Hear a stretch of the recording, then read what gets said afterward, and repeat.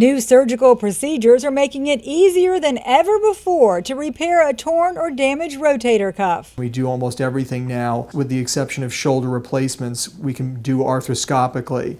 And that just means that we can do it through a series of poke holes looking in with a small camera about the size of a pencil, as opposed to opening the whole shoulder up through a large incision. As good as the surgery is, the results will be less than desired if patients don't properly manage their recovery. The tendency for a lot of athletes is to go into the weight room and put on heavy weights, do low repetitions of heavy weights such as bench press or military presses to build up their deltoids or pectoral muscles.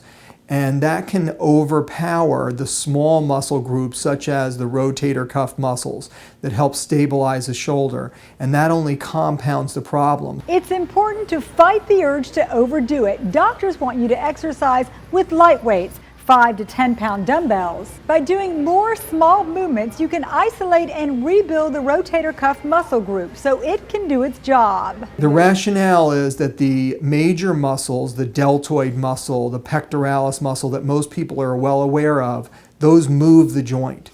But the ball and socket is inherently unstable, so the rotator cuff muscles work in a very sophisticated manner to prevent it from slipping and moving around as those large muscle groups are working.